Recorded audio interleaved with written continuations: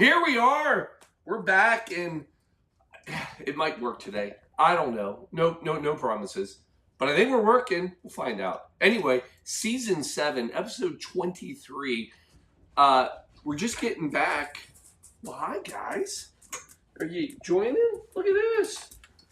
Got beer fans. That's right, beer fans. Why? Because it's National Drink Beer Day. What crazy holiday is this? Don't step on that mat. You're gonna. I think the batteries are dead on it. Dead. So that worked well.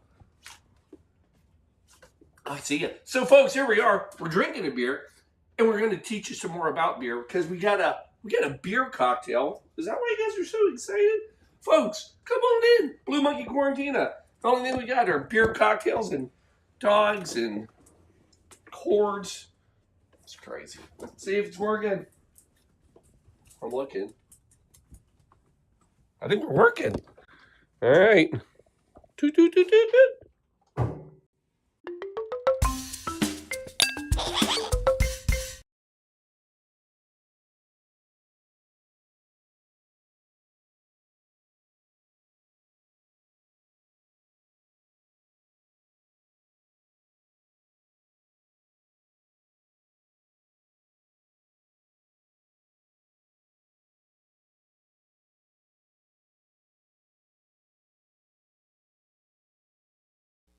Yeah, now it does.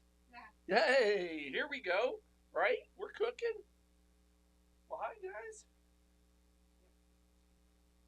Well, here we are. It's National Drink Beer Day. Hold, please.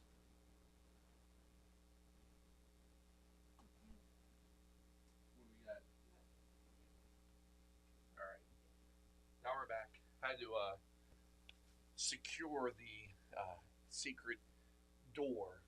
Anyway, so yeah, I don't even know where to begin. Well, I'll begin with it's National Drink Beer Day, which is I guess end of Oktoberfest is happening everywhere. So this is how they stretch out beer drinking. Maybe I don't know. There's really no history. I'd love to tell you like it was started by John Beer in 1400. It's just a national day. I don't want to get ahead of myself. Wouldn't it be neat if there was a way you could track all of these national days that have to do with drinking, Shelby?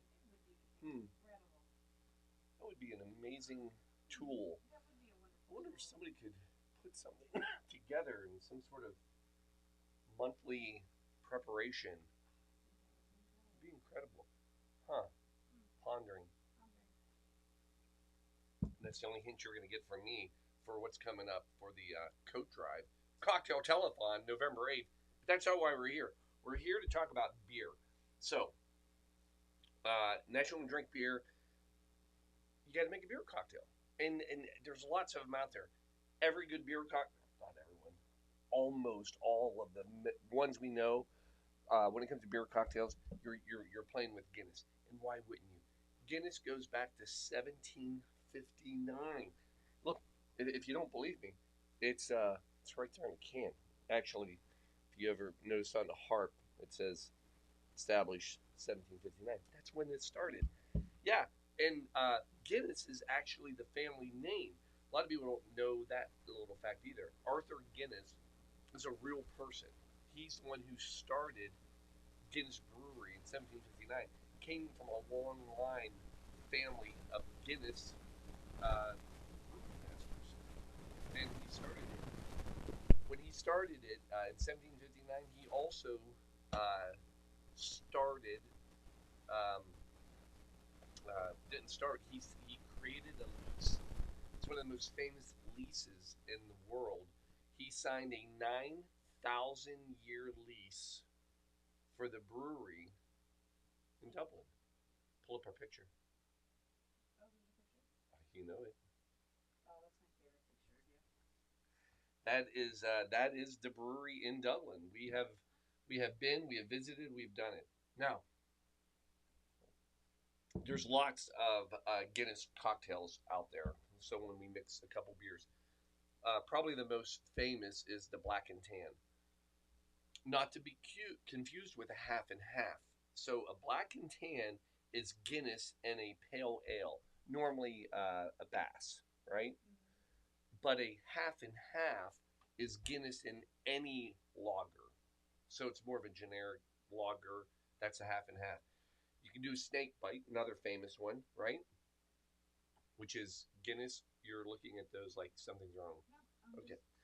She's production. She's over here manning many cameras, and she had a look as if it's not working. It's called shoving. It's trying to focus. Keep up, I know. You're doing great. On her, she needs New new equipment. contacts. Oh. Cider and Guinness is a snake bite. And I'll tell you what made me think of doing the beer cocktail. We just got back from Kansas. You see, big win, big win. Go Cats. Go Cats. And we were sitting at a bar. What? Can't see that. What? And a guy, it's an Irish bar, and a guy orders a blacksmith. You don't hear a lot of people ordering a blacksmith. Guy from Louisville sitting outside day one. Oh. Remember? Yeah. It wasn't like yesterday we were at a bar. No. I mean, we were, but this is 2 days ago. And a blacksmith is a Smithwick's Red Ale and Guinness. Another great one. Side note, we had the Smithwick's. That's what we drink. Yes, it is. Anyway, you can get a Black Castle, which is kind of an easy one to figure out, right? Guinness and Newcastle. You can do, so there's a Black Beauty, which is Guinness and St. Pauli Girl. Oh, interesting. Here's another one I'd like to try. Dark Side of the Moon. Yes. Guinness and a Blue Moon. I bet you that was delicious. Better be. And then for my friend Larry, who won't see the show because he's out cruising, like cruising on a cruise, I learned this one. It's called a Gonster. And it is Guinness and Monster. I don't know that I want to. I don't know that I want to either. I don't know what you're doing. It's fine. So, but today only, we are going to celebrate with a beer cocktail called the Black O' Lantern. That's fun. So I thought it was a very appropriate.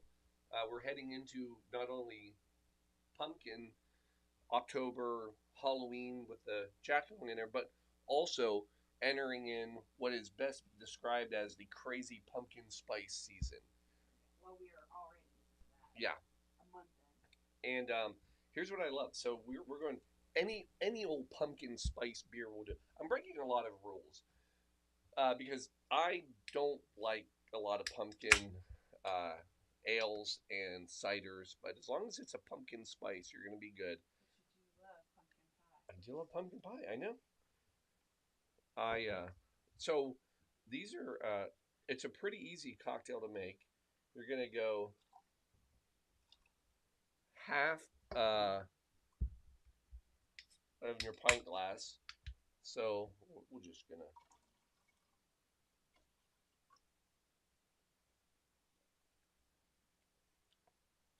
Yeah, that's good. It's pumpkin. Yeah. And then your Guinness. That's amazing. Yeah. And then you're gonna. This is Paul's homemade Guinness pour spoon, which a real one? No. I make my own stuff.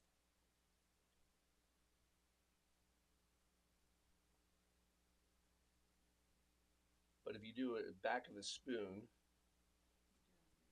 thanks, man. A lot of pressure.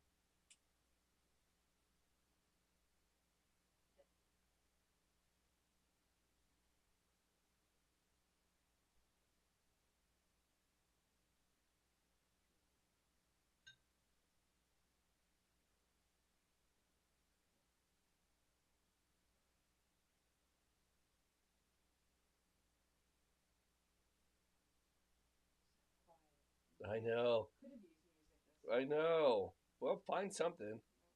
No, you're not gonna. Should have gotten something with the harp or something, right? The concentration is fierce. It is. It is. I'm really going after it tonight, folks. Yeah, This is this. By the way, they hate when you order things like this. They being bartenders, like because as you saw by my tediousness, it's you got to work for that one. So there it is. Uh, I mean, Paul, what about the garnish? You put some pumpkin spice on it. What, a little nutmeg maybe? No.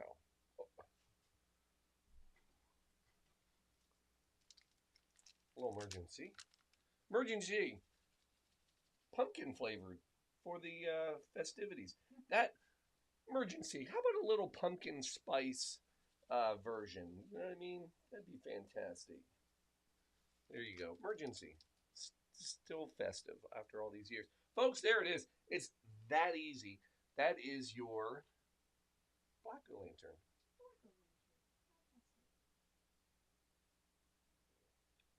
Oh, yes. Fantastic. Here, we're going to get those. Cheers. you're not ready. Is that right? Hold, please. Isn't that great? I mean, I don't know about you, but if I'm going to be celebrating Drink Beer Day, drink a good beer. Mm. So, what I'd love to tell you is that Guinness is like the oldest brewery in the world. It's not. There are far older breweries. Even though this was 1759, remember, the can out front should have told you. It's not. There are actually a lot of older breweries out there. Most of them are Abbey breweries. The oldest one that I could find in my 8 minutes is Weinsteven. Weinsteven. I don't know. It is. It's the Weinstein Abbey. It's located in Bavaria, Germany, and it goes back to 1040. Oh wow. Now, it goes back to 1040 as a licensed brewery, still operation today. You can still get that beer. Mm-hmm. They have records though of it actually going back to 768. Wow. But in 1040, it officially got a license from the city to be a brewery. Apparently, it was illegal before that. No, but anyway, those are some of the oldest ones. But here's another fun fact I can tell you. Since we are in pumpkin spice season, thank you Starbucks.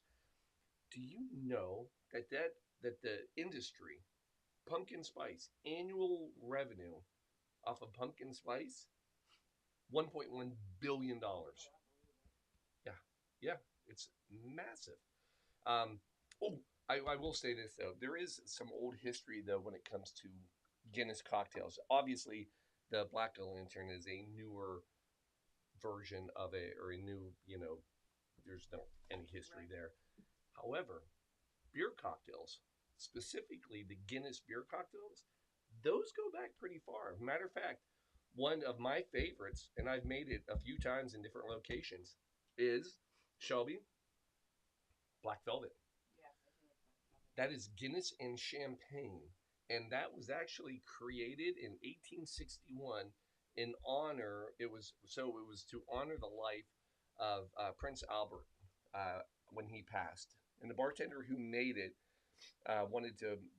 Prince Albert was known as a working man's royalty, so they wanted that royalty champagne with the working man beer of Guinness. So that was made, and you look at these and you go, oh, a Gonster, uh, Monster Energy with Guinness. Okay, yeah, that's new, but there is a lot of history to some of these great beer cocktails. So anyway, that's it. National Beer Day, folks. We're coming up quick on the season, and what we mean by that is not only pumpkin spice, but pumpkin spice coats. Pumpkin spice. All right, we don't have pumpkin spice coats, but we do have coats, and some of them are orange. Yes, So they could look like a pumpkin. Long story short, folks, we are hitting coat drive time. Telethon is November 8th and 9th. The site is up. You can go order your cocktail now. We ask for a small $250 donation. That helps us to buy 10 coats. Yes. And so the more you donate, the more coats we get. And you tell us your cocktail. We have a theme this year. I'm just saying, it's a good one. If you want to pick the theme, we'll make you a surprise theme drink. We're gonna have fun though with it over the 24 hours. So go coatdrive.org, donate today, and I also want to wish Trish a happy birthday. Trish Marmer, happy birthday. happy birthday. They're at the FC game. They're at the FC. We had to skip. Sorry, folks. It's been a great little weekend in Kansas watching the Bearcats pull one. Great one. Anyway, but here we are, folks. Enjoy your beer on National Drink Beer Day, and we'll see you next Sunday. And we're out. Cheers.